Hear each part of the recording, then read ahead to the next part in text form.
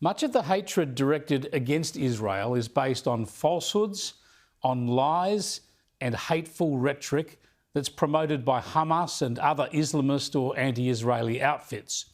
And too often the United Nations and mainstream media are useful conduits for all this bile. I've spoken many times about the lies and misinformation that pollute public and political debate on the Middle East. Pro-Hamas propaganda is often circulated as fact. Many claims that come out of Gaza and are therefore directly from Hamas are repeated as fact by much of the world's media and many politicians. Then these lines are used as ammunition to condemn Israel. You only have to think of those claims early in the war that Israel had bombed a hospital and killed 500 people, claims reported all around the world, when in fact the hospital had been hit by rockets from Hamas affiliate Islamic Jihad, which, by the way, killed a much lower number of people. The United Nations and its agencies are some of the worst culprits when it comes to this sort of fake news. We know UN agency staff even took part in Hamas's October the 7th atrocities. I'll talk to an expert on these UN matters in just a moment. But first, the latest shocking example. Have a look at this story that dominated news bulletins right around the world yesterday. We begin with a stark warning from the United Nations humanitarian chief Tom Fletcher, who has told the BBC that 14,000 babies could die in Gaza within the next 2 days unless aid reaches them. This is baby food, baby nutrition. There are 14,000 babies that will die in the next 48 hours unless we can reach them. This is not food that Hamas are going to steal. No, we run the risk of looting. We run the risks of being hit as part of the Israeli military offensive. We run all sorts of risks trying to get that baby food through to those mothers who cannot feed their children right now because they're malnourished. Now to the urgent warnings tonight about the humanitarian crisis worsening in Gaza.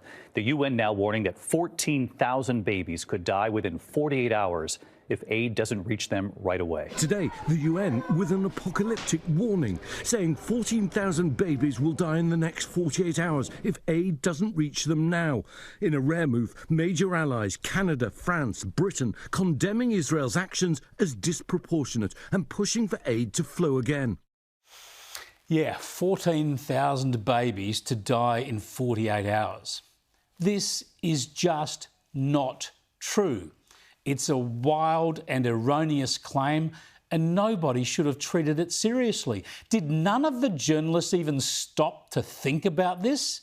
I mean, sure, it's a sensational claim, a great way to demonise Israel, but really, they actually believed that there could be 14,000 babies in Gaza on the brink of death. It just made no sense at all. Yet the claim ran globally. It was widely reported as fact here in Australia, and anti-Israel activists such as Antoinette Lattouf spread it further on social media. Yet with just a moment's thought about how many people are in Gaza and how much food's been taken in during ceasefires and the aid workers and the medical staff working in the territory, it was just never a credible claim. And sure enough, the BBC, after reporting it, by the way, tried to fact-check it. Better late than never, I guess.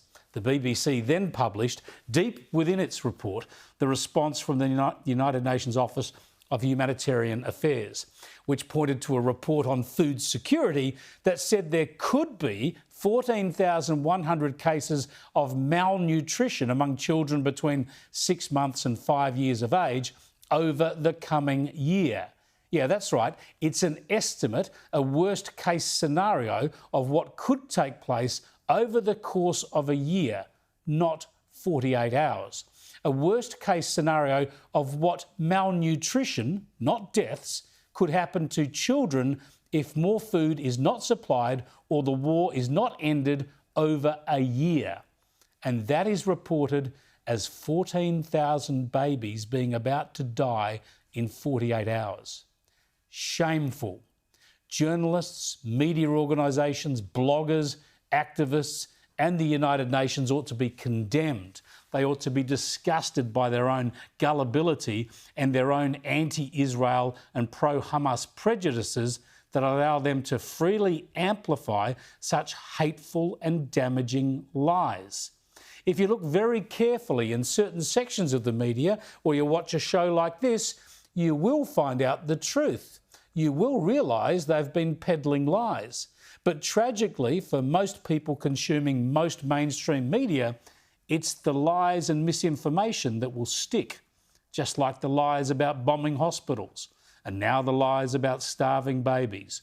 These lies are aimed at demonising Israel.